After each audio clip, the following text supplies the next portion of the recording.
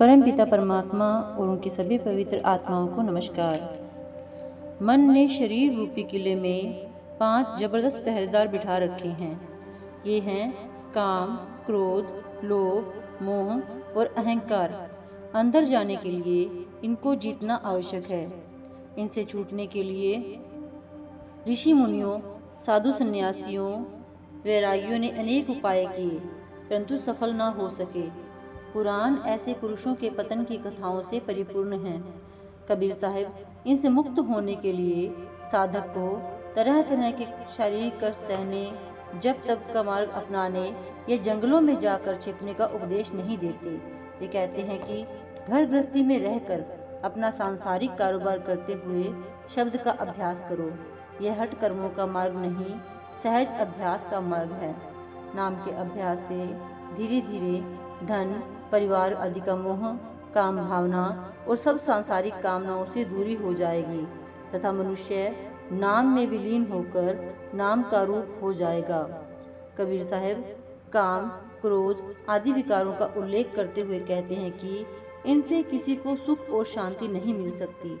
जिस प्रकार नीम का कीड़ा नीम के रस को चाहता है, उसी प्रकार मनुष्य विषय वासना के जहर को अमृत समझकर उनके पीछे भागता है। जब मनुष्य प्रेम और भक्ति की नाव में बैठेगा, जिसको खेने वाला सतगुरु होगा, उसके लिए यह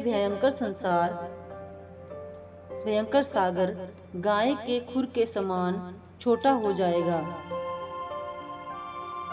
कबीर साहिब कहते हैं कि बाहरमुखी पूजा व्यर्थ है, सच्ची आराधना संत की सेवा है, सच्ची पूजा सच्चे नाम का अभ्यास है। जड़ पदार्थ मनुष्य के प्रेम के बदले में उसे प्रेम नहीं दे सकते और ना ही वे अभ्यासी को आंतरिक मंडलों में ले जा सकते हैं। कोई भी कलाकार एक मूर्ति बनाकर उसमें परमात्मा को बंद नहीं कर सकता। ये सब बाहरमुखी क्रियाएं कागज की नाव के समान है और मनुष्य के कर्मों का भार पत्थर के समान है, जिसे लेकर यह नाव भव सागर को पार नहीं कर सकती। इसी प्रकार किसी भी पानी में यह ताकत नहीं कि मन पर चढ़ी पापों की मैल को उतार सके। कबीर साहब कहते हैं कि कड़वी तुम्बी को 68 तीर्थों में धोने से भी उसका कड़वापन नहीं जाता। इसी प्रकार शरीर को धोने से अंतर की मैल नहीं छूटती। परमात्मा का असली मंदिर मनुष्य का शरीर है। कबीर साहब कहते हैं कि लोग किनारे पर पड़े हुए खाली शंखों और सीपियों को बटोरने में लगे हुए हैं।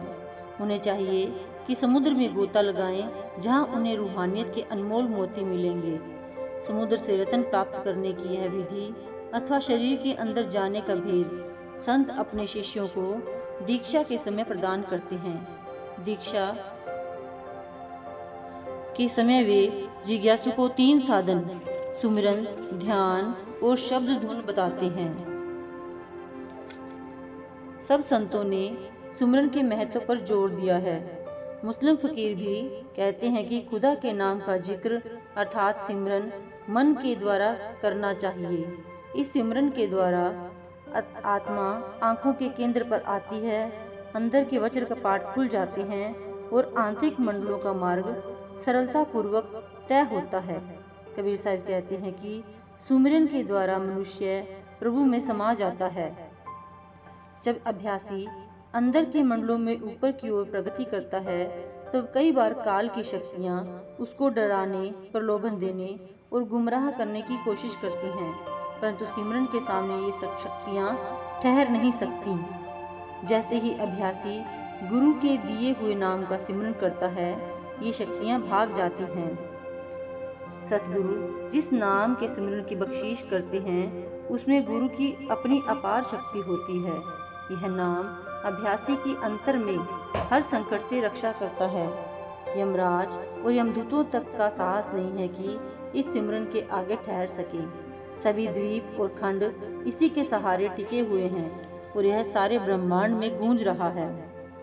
सतगुरु के मुख से निकले हुए सच्चे शब्द और हाथी के दांतों में बड़ी समानता है। हाथी दांत किले के दरवाजे को तोड़ते हैं और गुरु के शब्द अनंत कर्मों को तोड़ते हैं। हाथी के बिना केवल दांत किले का द्वार नहीं तोड़ सकते, उनसे केवल स्त्रियों के हाथों की चूड़ियां और खिलौने ही बन सकते हैं।